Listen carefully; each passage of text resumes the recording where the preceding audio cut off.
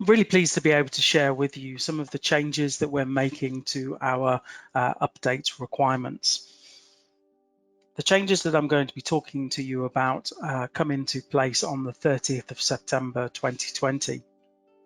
As an instructor, coach, leader, and guide, we know that you already recognize the importance of keeping yourself current and up to date with best practice in paddle sports and coaching. Our current update scheme supports and recognizes and makes it easy for you to provide evidence that you're keeping yourself up to date. From the 30th of September, we'll be making changes to make it easier for you to see your update status and what requirements are upcoming for you, as well as to be able to update and record your update status from within your membership record. We'll also be making it simpler for you to utilize all of your learning and development regardless of the source. Our update requirements are made up of 5 key components, the first one being first aid.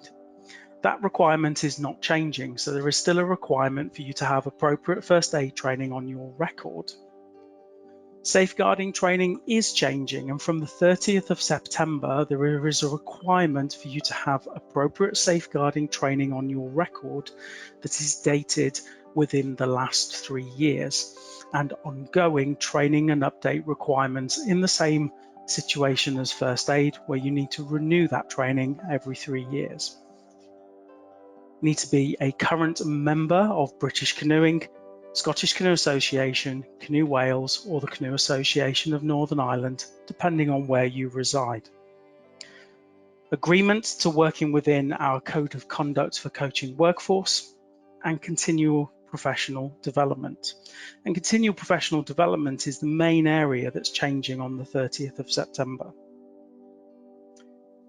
Currently, the way we calculate CPD is by time, with certain formal and informal development opportunities giving a 18-month or 3-year extension to your CPD.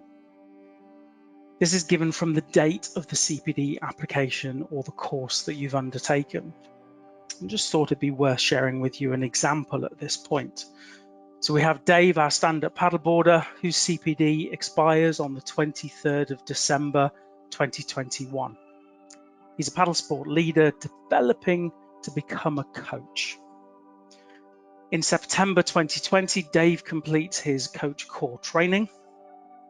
And at the end of that course, on the 1st of September, he has 3 years of CPD added. So his new expiry date is the 1st of September 2023. A few weeks later, Dave becomes a stand-up paddleboard coach, passing his assessment on the 10th of October 2020. That 3 years of CPD being added because he passes his assessment takes his CPD expiry to the 10th of October 2023. So in essence, Dave has undertaken 2 pieces of training and an assessment in quite quick succession. And because of the way that we currently calculate CPD, he's actually only gaining a week or so, or a few weeks of additional time on his update status, even though he's undertaking some quite big and chunky pieces of development. From the 30th of September, we'll be changing the way that we calculate our continuous professional development.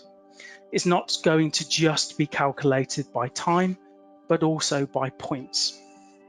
So we'll still have a requirement to update our CPD by a certain date. So we will still have a CPD update date.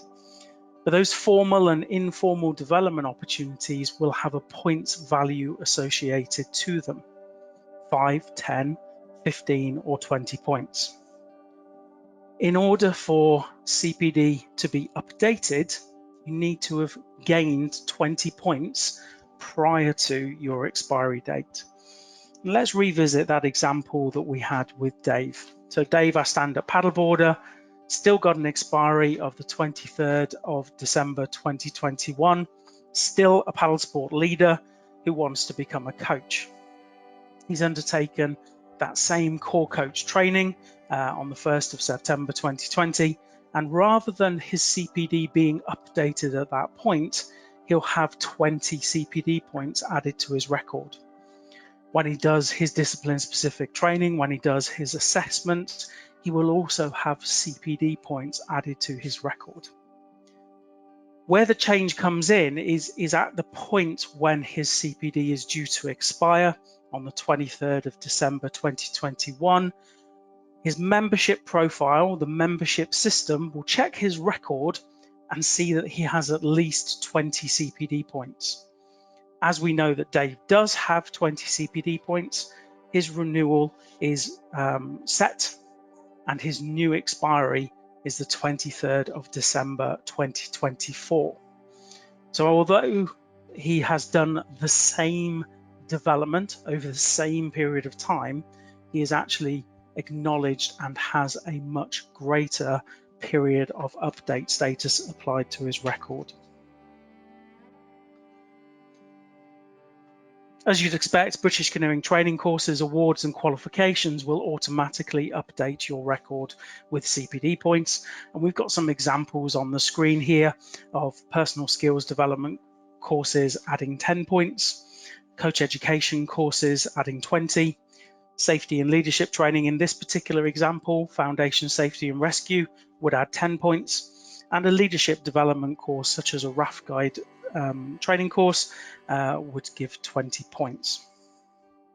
But the second major change to our continuous professional development is that we are making it easier, simpler, and more straightforward for you to use learning and development regardless of where you undertake it. So for coaches who are involved in many sports, who may undertake development in one of the other sports, we acknowledge the fact that that learning is actually going to have affected your coaching in paddle sport. You are going to have learnt things from it, considered them, reflected on them, and applied them to your coaching. So you as a coach holistically will have developed. And at the moment, our system doesn't allow that to be easily recognised.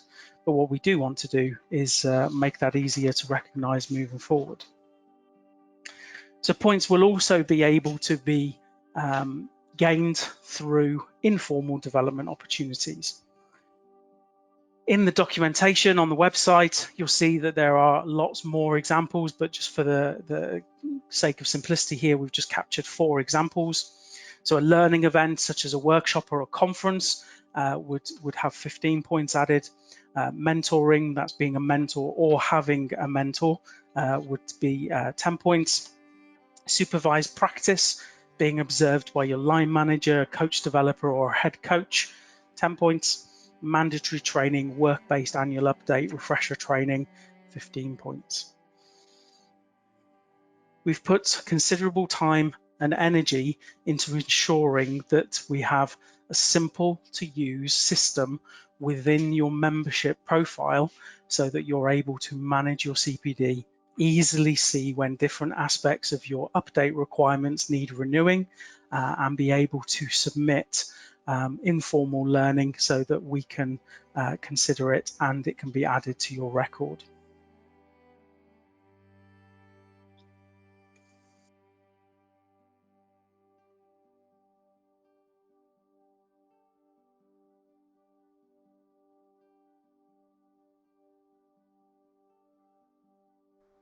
To find out your update status, log in to your membership profile, navigate to the My Profile, Additional Details and Update Status page.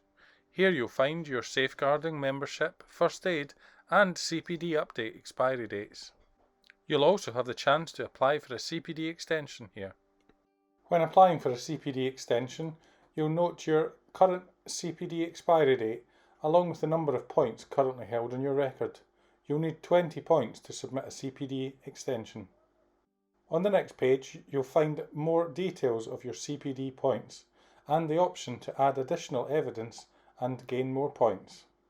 Add details of any other CPD or learning you've carried out. Upload your evidence such as a certificate or course syllabus and submit the CPD. Your CPD will be verified by a member of staff and contacted with any further information required.